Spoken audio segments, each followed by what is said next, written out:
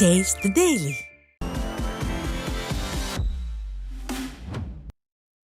சேலம் மாவட்டம் வாழப்பாடி அருகே பட்டியல் சமூகத்தினருக்கான வணிக வளாகம் அமைப்பதில் திமுக நிர்வாகிகளுக்குள் ஏற்பட்ட வாக்குவாதம் அக்கட்சியில் நிலவும் சாதிய பாகுபாட்டை வெட்ட வெளிச்சமாக்கியது. போலூர் பேரூராட்சியில் ஆதி திராவிடர் நலத்துறைக்கு சொந்தமான வணிக வளாகத்தை சீரமைக்க 99 லட்சம் ரூபாய் ஒதுக்கீடு செய்யப்பட்ட நிலையில் கடந்த 2 ஆண்டுகளாக அத்திட்டம் கிடப்பில் போடப்பட்டுள்ளது. அது குறித்து அங்கு வந்த விடியா அமைச்சர் மதிவேந்தனிடம் திமுக நகர செயலாளர் மற்றும் வர்த்தக அணி துணை அமைப்பாளர் வாக்குவாதத்தில் ஈடுபட்டனர். இது திமுகவில் புரையோடியுள்ள சாதிய ஏற்றத்தாழ்வை வெட்ட வெளிச்சமாக்கி உள்ளதாக மக்கள் சாடுகின்றனர்.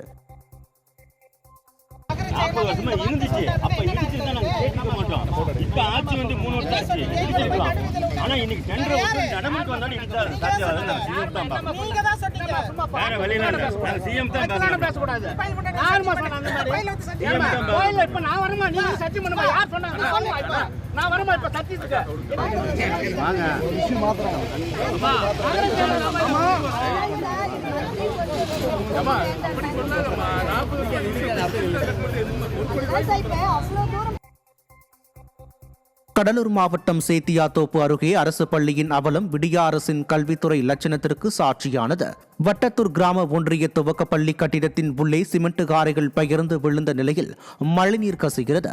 அதனை முறையாக சரி செய்யாத விடியா அரசு பழுது நீக்கியது போல் கணக்கு காட்டி மக்களை ஏமாற்றியது. இதனால் அங்கு மீண்டும் மழைநீர் ஒழுகுவதால் பீதியடைந்த பெற்றோர் அப்பள்ளியில் பிள்ளைகளுக்கு குடிநீர் கழிப்பிட வசதி கூட இல்லை என சாடுகின்றனர். இது குறித்து பலமுறை புகார் அளித்தும் விடியா அரசு உரிய நடவடிக்கை எடுக்கவில்லை என்றும் குற்றம் சாட்டினர். ஒரு கழிவறை கிடையாது, குடிநீர் கிடையாது. உள்ளே தண்ணி மேலே எவ்வளோ மழை பெய்யுதோ அந்த மழை அப்படியே உள்ளே பெய்யுது. அதை பல முறை நாங்கள் சொல்லியும் இது வரைக்கும் இந்த ஆட்சியில் எந்த நடவடிக்கையும் எடுக்கலைங்க. எந்த இது யாருமே இதை பற்றி கண்டுக்கலைங்க. எந்த டிபார்ட்மெண்ட்டும் நடவடிக்கை எடுக்கலைங்க. கொஞ்சம் அதை சரி பண்ணி கொடுத்து இந்த பாருங்கள், இந்த இடத்தெல்லாம் பாருங்கள், வெறும் புல்வெளி முழிஞ்சு போய் பாம்பு புள்ளிலாம் அண்டுது. அது இந்த ஒரு லிட்டின் பாத்ரூம் இருக்குங்க, அதில் ஆசிரியர்கள் மட்டும்தான் போகணுமா, இந்த சின்ன மாணவர்கள்லாம் போகக்கூடாதுங்கிறாங்க. இது எந்த விதத்தில் நியாயம்? அது என்னங்க அது நியாயம்? அது ஒரு சின்ன குழந்தைகளாம் எங்கே போகும்? இந்த மாதிரி பொது இடத்துல டாய்லெட் போனால் அந்த பிள்ளைகளுக்கு திரும்பி நோய் வராதா? கோவையில் கல்லூரி மாணவர்களிடம் கத்தியை காட்டி மிரட்டி செல்போன்களை பறித்துச் சென்ற சக மாணவர்கள் சிக்கினர். கூடலூர் கவுண்டம்பாளையத்தில் அறை எடுத்து தங்கிய 8 தனியார் கல்லூரி மாணவர்கள் கடந்த 11ஆம் தேதி இரவு தூங்கிக் கொண்டிருந்த போது சக கல்லூரி மாணவர்களான சுபாஷ் கண்ணன், பிரவீன் சந்தோஷ், மகேஷ் ஆகிய மூவரும் 17 வயதுடைய மேலும் 3 சிறுவர்களுடன் சேர்ந்து கத்தியை காட்டி மிரட்டி செல்போன்களை பறித்துச் சென்றனர். இது குறித்த புகாரில் அவர்கள் அனைவரும் சிக்கிய நிலையில் ஸ்டாலின் ஆட்சியில் திறனற்ற கல்வித்துறையால் மாணவர்கள் தவறான பாதைக்கு செல்வதாக மக்கள் சாடுகின்றனர். கடலூர் மாவட்டம் சேத்தியாத்தோப்பு அருகே வாய்க்கால் காணாமல் போன விவகாரத்தில் விடியா அரசு தொடர்ந்து அலட்சியம் காட்டுவதாக மக்கள் சாடுகின்றனர். ஆயிரக்கணக்கான ஏக்கர் விவசாய விளைநிலங்களுக்கு வடிகாலாக உள்ள பிளாந்துறை வடிகால் வாய்க்கால் 2 பொதுப்பணித்துறை கட்டுப்பாட்டில் இருந்தும் விடியா ஆட்சி அலுவலர்கள் அதனை தூர்வாராமலும் ஆக்கிரமிப்புகளை அகற்றாமலும் உள்ளனர். இதனால் அந்த வாய்க்கால் 2 கிலோமீட்டர் தூரத்திற்கு காணாமல் போயுள்ளது.